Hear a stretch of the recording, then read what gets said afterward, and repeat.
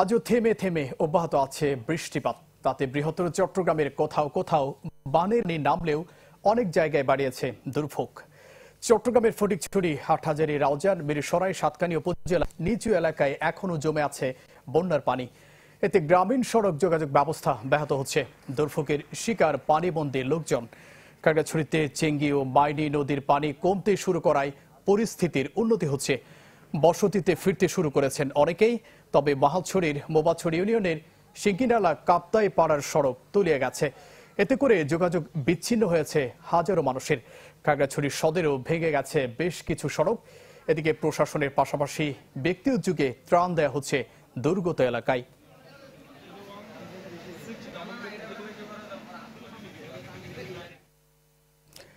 দর্শক, বৃষ্টি সহ বন্যার সার্বিক পরিস্থিতি জানাতে আমাদের সাথে বান্দরবান থেকে যুক্ত হচ্ছেন সহকর্মী ইয়াসিনুল হাকিম। ইয়াসিন, 100% কপার কন্ডেন্সারে তৈরি ভিশন ফ্রিজ, তাই গুণে মানে অটুট থাকে বছরের পর বছর। জোবার কয়েকদিনের টানা বর্ষণের কারণে কখনো থেমে থেমে, কখনো ভারী বর্ষণ, আবার কখনো গুড়ি গুড়ি বৃষ্টি, এটির কারণে কিন্তু বান্দরবানের যে পাহাড়ি জনপদ, এখানে বিভিন্ন জায়গাগুলোতে আসলে পাহাড় ধসের একটি আশঙ্কা রয়েছে।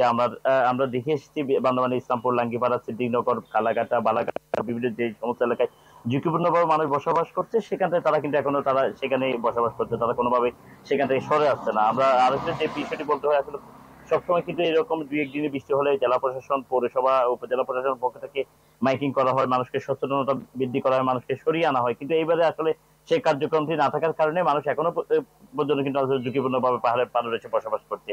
আমরা কথা বলেছিলাম তাদের সাথে, তারা বলছে আসলে আবহাওয়া অফিসের যে ঘোষণা অনুযায়ী প্রতিবারই মাইকিং করা হয়, সেই মাইকিং না থাকার কারণে কিন্তু তারা আসলে সেভাবে বলতে পারছে না পাহাড় ধসের ঝুঁকি আছে কিনা। তবে এই ধরনের বৃষ্টিপাতে অতীতের যে রেকর্ড হয়েছে, এই ধরনের বৃষ্টিপাতের কারণে বান্দরবানের বিভিন্ন ঝুঁকিপূর্ণ পাহাড়গুলো ধসে যায়। এবং বলতে গেলে গতকালকেও কিন্তু আসলে জিরি পার হওয়ার সময় একজন পাহাড়ি মানুষ আসলে সে পাহাড় ধসে গিয়ে জিরিতে পড়ে যায় এবং সেও কিন্তু আসলে সেখানে নিহত হয়।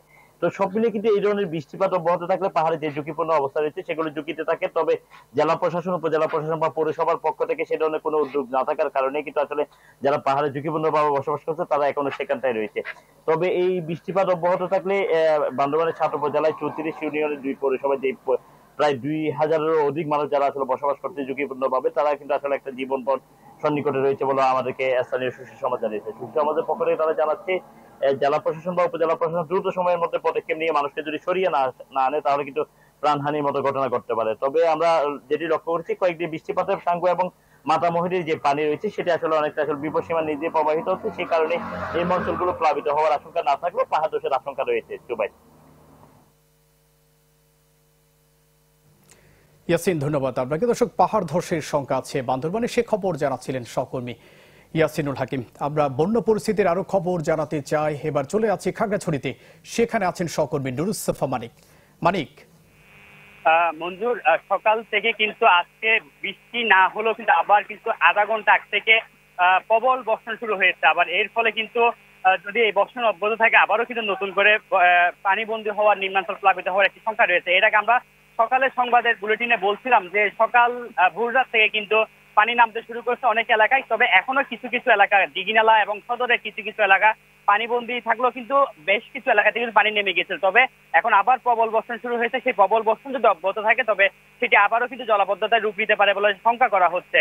আর এর পাশাপাশি আরেকটি তথ্য দিয়ে রাখি, দিঘিনালার মাইনি নদীর পানি কিন্তু এখনো সড়ক থেকে নেমে না যাওয়ার ফলে সাজেকের সাথে দিঘিনালার যে সড়ক যোগাযোগ সেটি বন্ধ রয়েছে। এর ফলে সাজেকে কিন্তু 2 শতাধিক পর্যটক আটকা রয়েছে বলে আমরা সাজেকের কটেজ মালিকদের সাথে কথা বলে জানতে পেরেছি। এবং এর ফলে এরা কিন্তু ওখানে আটকা রয়েছে এবং সড়ক থেকে পানি না নামা পর্যন্ত তাদেরকে কিন্তু আসতে দেওয়া হচ্ছে না বলে জানানো হয়েছে। এবং এর পাশাপাশি আরেকটি তথ্য জানিয়ে রাখি, সেটি হলো প্রবল স্রোতে চেঙ্গি নদীর পানিতে কিন্তু মহালছড়ির মোবাছড়িতে এলাকায় কাপ্তাপাড়া নামক এলাকায় কিন্তু সড়ক তলিয়ে গেছে। এবং এর পাশাপাশি সিন্ধুকছড়ি, মহালছড়ি যে সড়ক রয়েছে সেই সড়কও কিন্তু পাহাড় ধসের ঘটনা ঘটেছে সকালে।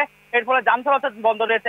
এছাড়াও কিন্তু খাগড়াছড়ির বিভিন্ন এলাকায় ছোটখাটো পাহাড় ধসের ঘটনা আমরা পেয়েছি। এবং এর পাশাপাশি যে সড়ক তলিয়ে গেছিল এতে করে কিন্তু পানির অনেক সড়ক ক্ষতিগ্রস্ত হয়েছে। সব মিলিয়ে এখন প্রশাসনের পক্ষ থেকে বলা হচ্ছে তারা এই সময়ে কিন্তু তারা জরুরিভাবে ত্রাণ কার্যক্রম চালিয়ে নিচ্ছেন এবং এরপর ক্ষয়ক্ষতির বিষয়টা নিরূপণ করে তারা প্রয়োজনীয় ব্যবস্থা নেবেন বলে আমরা প্রশাসনের সাথে কথা বলে জানতে পেরেছি। এই ছিল আমার কাছে খাগড়াছড়ি থেকে। মানিক, ধন্যবাদ আপনাকে। দর্শক, বন্যা পরিস্থিতির খবর জানাতে খাগড়াছড়ি থেকে যুক্ত হয়েছিলেন সহকর্মী নুরুস সাফা মানিক।